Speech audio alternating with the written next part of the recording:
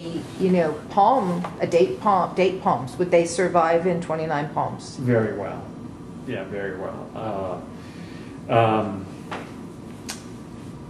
She'll attract coyotes if she has date palms. Does she like the dates and she wants to harvest them commercially? No, I mean, just to think of something amazing to do with the property in 29 palms. It's just sitting there. Of course, I would always advocate planting desert fan palms. Okay, so if you had a lot of acres in 29 palms, what would you do? I would plant, I'd plant desert fan palm. First thing I would do, how many acres roughly? A lot. A lot. I would create an oasis because for the same reason that people like Salton Sea is it provides a stopover for migratory birds, and so you create the oasis, you create your above ground pond. You want to line it with plastic so you don't lose a lot of it in the surrounding soil. Although if you, well, let me back up.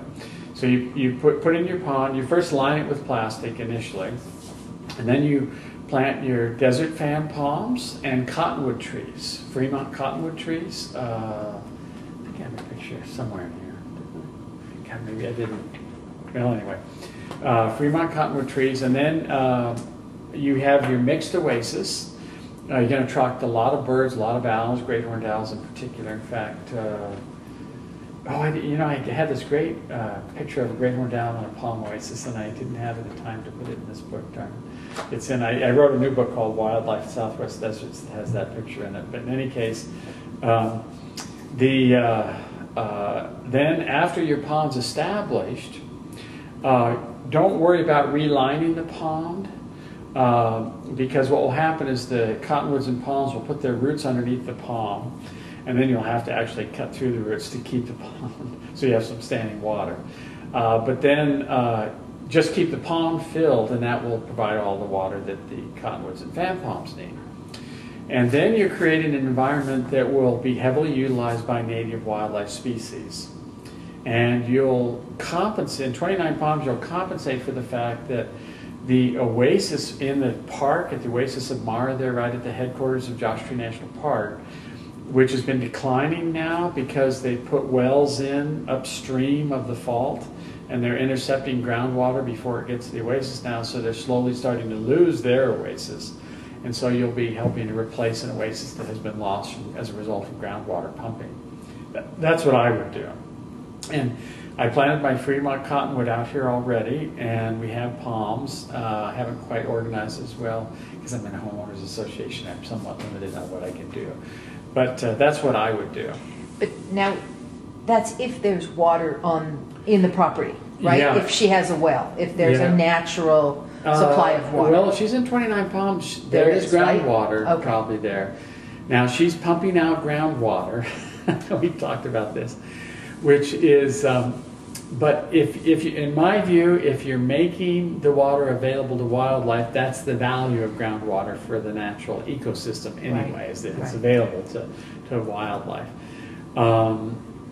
And so this makes the property more valuable, right? To me, I would be more likely to buy it. Right. And I would say, if it's done nicely, I would say that most people would like a big oasis with lots of shade and comfortable place to sit down and watch the birds, and Doesn't sound too bad.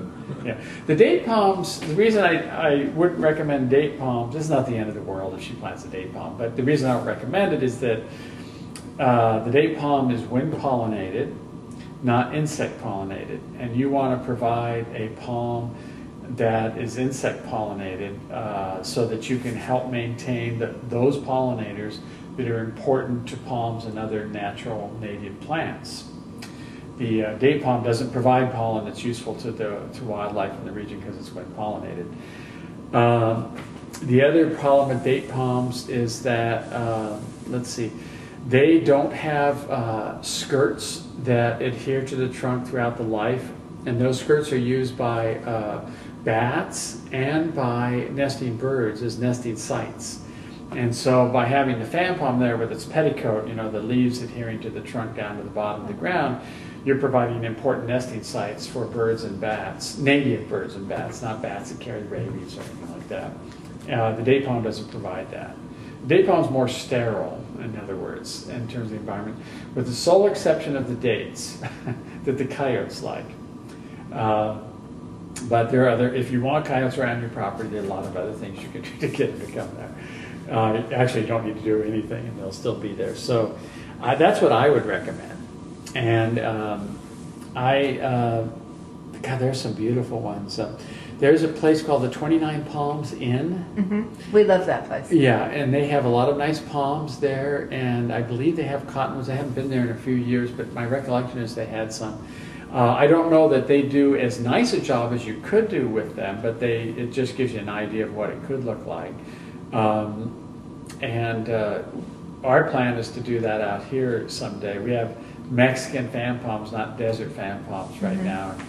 Someday we're going to cut those out and put desert fan palms and then have the skirts down to the ground. But, you know, all these things take time. So it's Betty, B-E-T-T-E. Okay, that's right.